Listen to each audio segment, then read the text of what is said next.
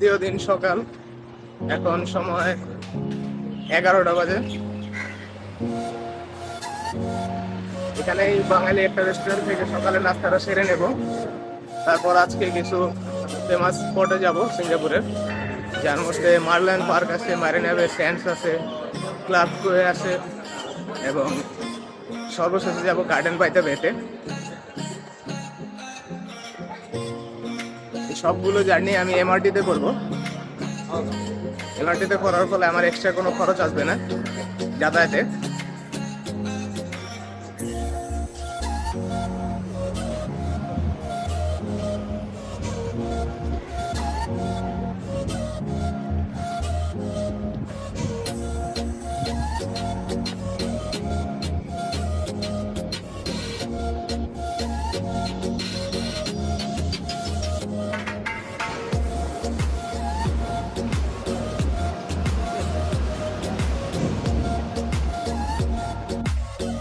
জালান বাসার MRT station থেকে বেফ্রন্ট স্টেশনে আসলাম। এখান থেকে মেরিনা বে স্যান্ডস এবং গার্ডেন বাই দ্য বে খুব কাছেই।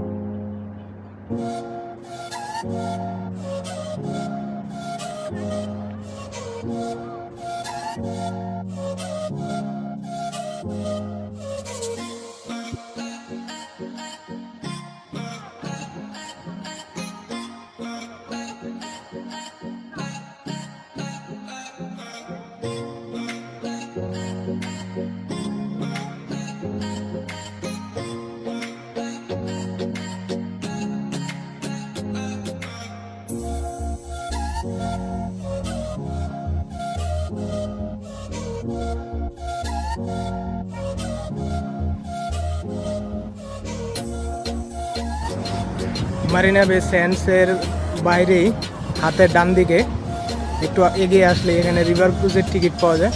এখান থেকে ছাড়ে, তাদের কয়েকটা ল্যান্ডিং স্টেশন আছে, সেগুলোতে যাত্রা শেষ করে তারা। এবং ঠিক একই রোডের উপরের দিকে আসলে এখানে সিঙ্গাপুর ফ্লায়ার, এই ব্রিজটার নাম হচ্ছে হেলিক্স ব্রিজ। এই হেলিক্স ব্রিজটা ক্রস করে হাতের বাম দিকে হচ্ছে মার্লায়ন পার্ক এবং ডান দিকে হচ্ছে সিঙ্গাপুর ফ্লায়ার।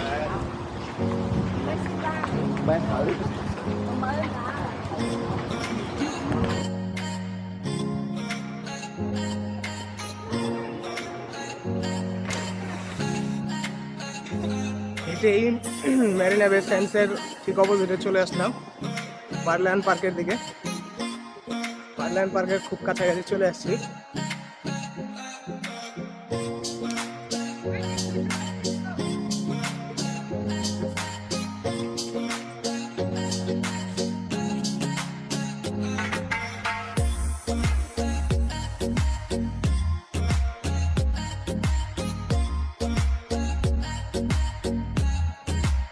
মার্লায়ন পার্কে চলে আসলাম মেরিনা বে স্যান্ডসের ঠিক অপোজিটে।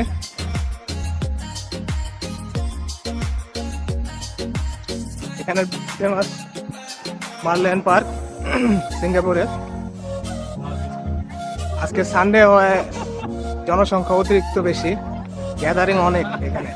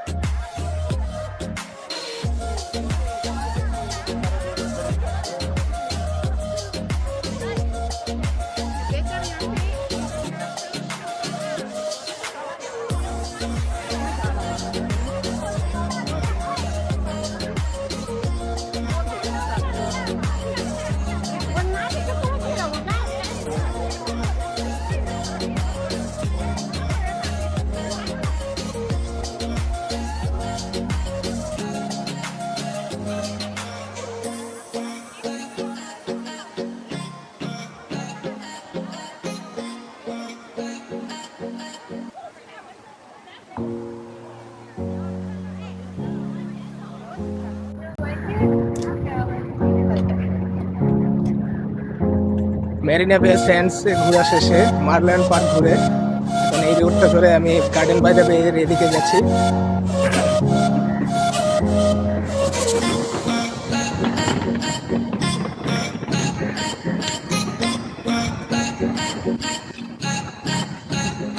আজকে ওয়েদার মোটামুটি ঠান্ডা সিঙ্গাপুরে। ঠান্ডা ওয়েদারের কারণে হেঁটে চলাচল করতে কোনো সমস্যা হচ্ছে না,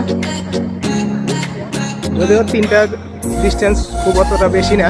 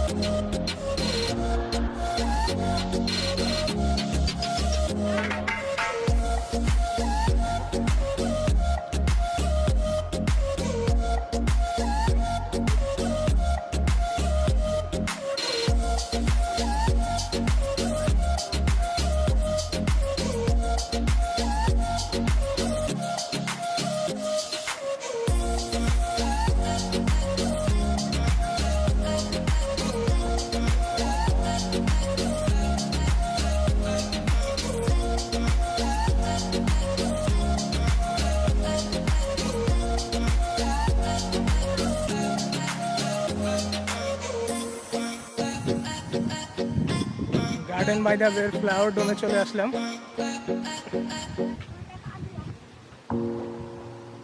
ফ্লাওয়ার ডোমে গার্ডেন বাই দ্য বের সুপার ট্রি গ্রোভে চলে আসলাম। এন্ট্রেন্সের প্রথমে হচ্ছে সুপার ট্রি গ্রোভ এবং ভিতরের দিকে হচ্ছে ফ্লাওয়ার ডোম এবং ক্লাউড ফরেস্ট। সুপার ট্রি গ্রোভটা দেখতে ভালোই সুন্দর, তবে এটার আসল ভিউ পাওয়া যায় হচ্ছে রাত্রে। রাত্রে এটাতে লাইট শো করা হয়। গার্ডেন বাই দ্য বের একমাত্র জায়গা হচ্ছে এটা সুপার ট্রি গ্রোভটা, যেটাতে লাইটিং এর ব্যবস্থা আছে। এই যে উপরে যেরকম দেখা যাচ্ছে, এগুলো সবগুলোতে লাইট শো এর ব্যবস্থা করা আছে। শাড়িটা দেখা যাচ্ছে, হাঁটার জন্য জায়গা করা হয়েছে। $14 সম পরিমাণ অর্থ পরিশোধ করলে এখানে হাঁটা যায়।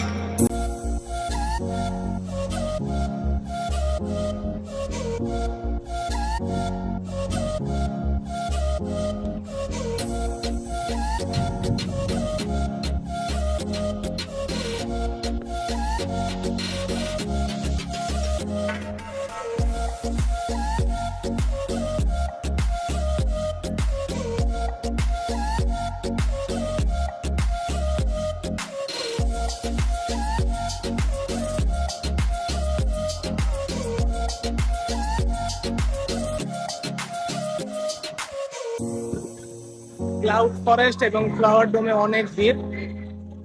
আজকে সানডে, ভিতরে দেখা যাচ্ছে প্রচুর ভিড় এবং টিকিটের সিরিয়াল অনেক লম্বা সিরিয়াল।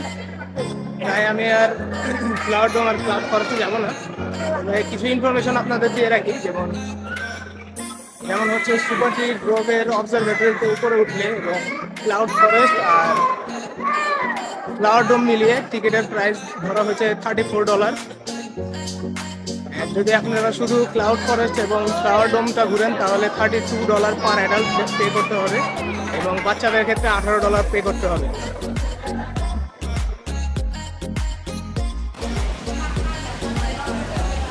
সুপার ট্রি গ্রোভ দেখে এখন আমি এমআরটি দিকে চলে যাচ্ছি। এমআরটিতে করে চায়না টাউনে ঘুরতে যাব। ফ্লাওয়ার ডোম এবং ক্লাউড ফরেস্টে ভিড় থাকার কারণে টিকিট ক্রয় করি নাই। টিকিটিংয়েও অনেক সিরিয়াল এবং ভিতরে অনেক ভিড় আজকে সানডে থাকার কারণে। সো এখন আমি চায়না টাউন চলে যাচ্ছি।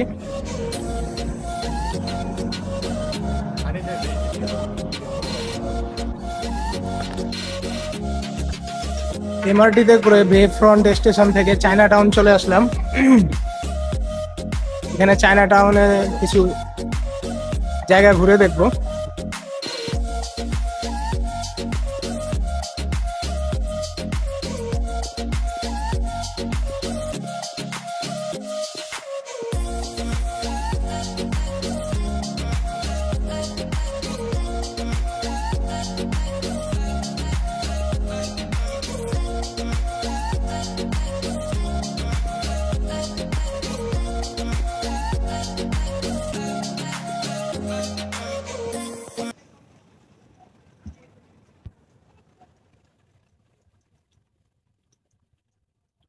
এখানে গিফট শপ গুলোতে ম্যাক্সিমাম চাইনিজ জামা কাপড়,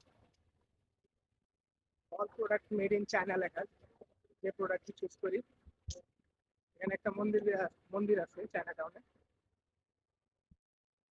এখানে একটা না, পাশাপাশি দুইটা মন্দির আছে।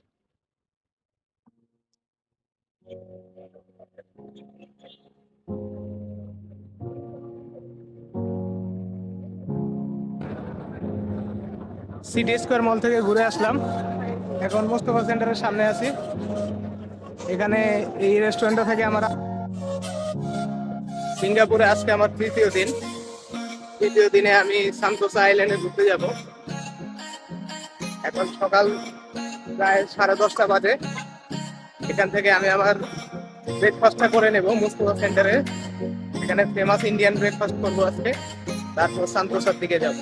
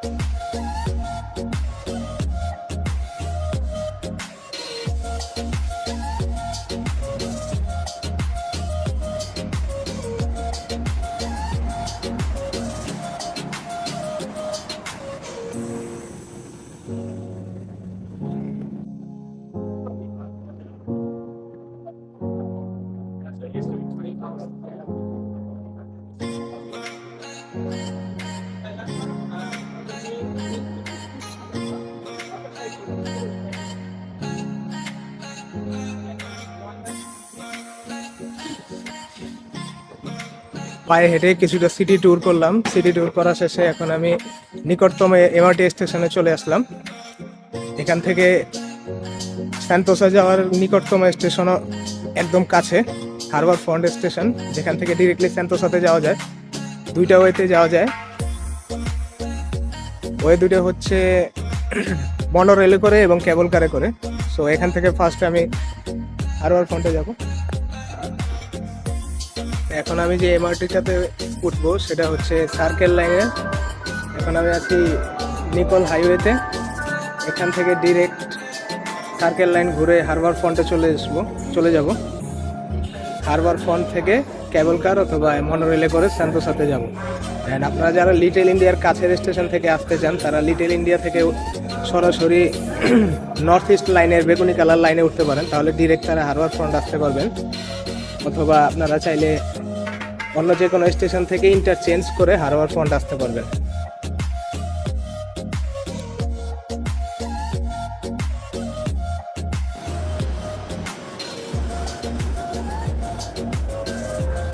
Doors are closing.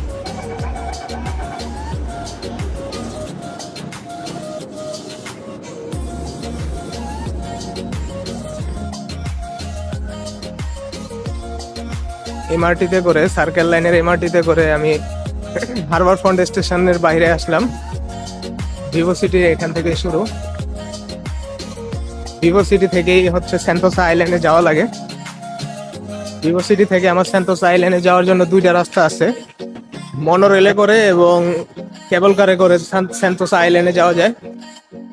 তো আমি আগে ভিভো সিটিতে ঘুরে দেখবো, তারপর স্যান্তোসার উদ্দেশ্যে রওনা করব।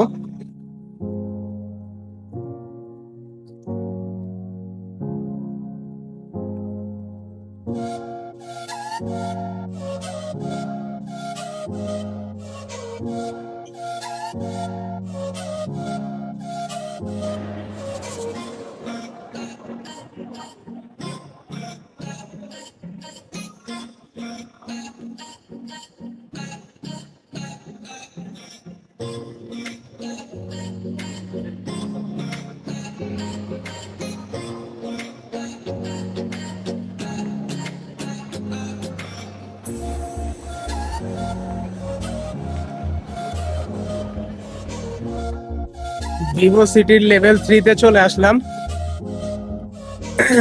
স্যান্তোসা আইল্যান্ডে যাওয়ার মনোরেলের টিকিটিং এবং মনোরেলের স্টেশন হচ্ছে লেভেল 3-তে ভিভো সিটির। এখান থেকে আমি মনোরেলে করে স্যান্তোসাতে চলে যাব। এখন সেখানে যাওয়ার জন্য ভাড়া পড়বে মাত্র $4, 4 সিঙ্গাপুর ডলার নেবে।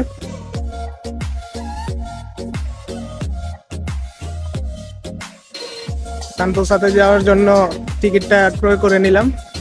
এখানে স্টেশনের ভিতরের দিকে যাচ্ছি।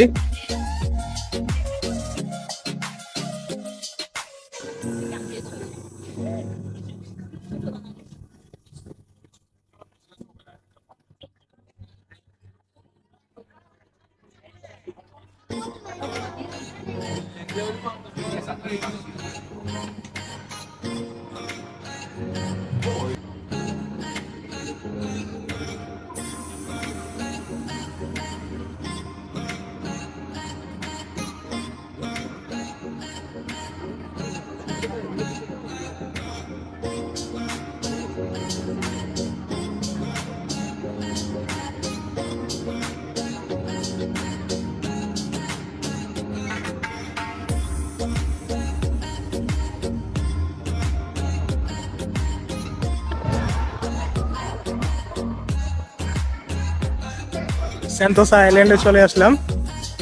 আমি একবারে বিচ ফ্রন্ট স্টেশনে নামলাম। বিচ স্টেশন, এখানে এখন আশেপাশে কয়েকটা বিচ ঘুরে দেখবো।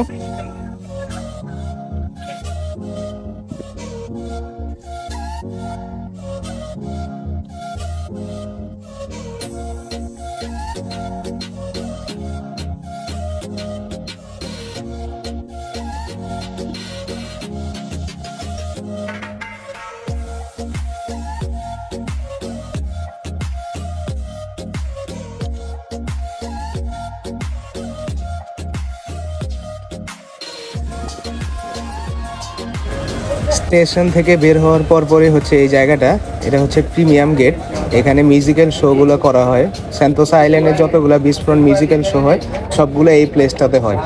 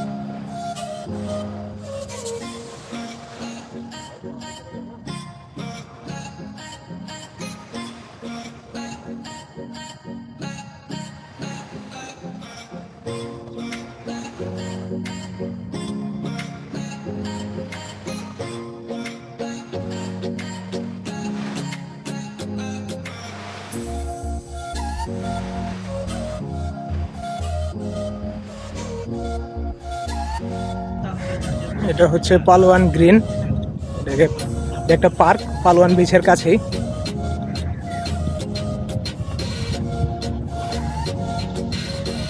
এখানে সাইকেল দেয়া আছে দর্শনার্থীদের জন্য, ফ্রিতে ব্যবহার করা যায়।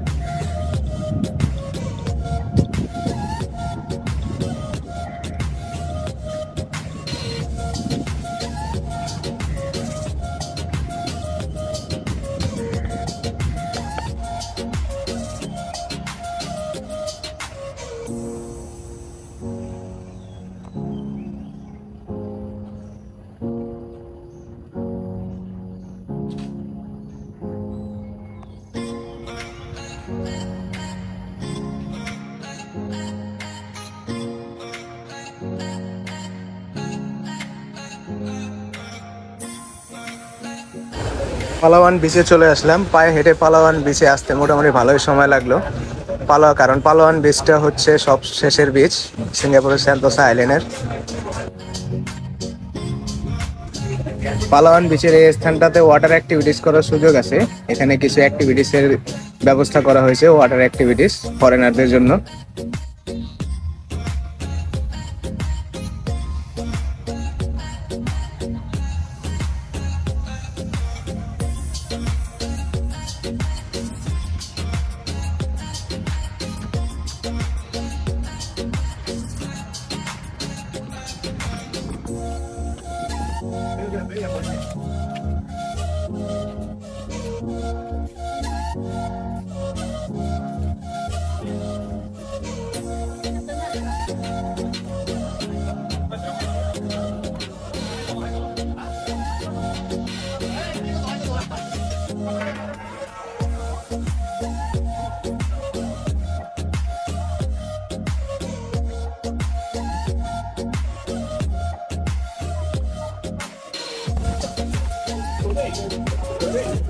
পালোয়ান বিচের ওয়াচ টাওয়ারে উঠতেছি।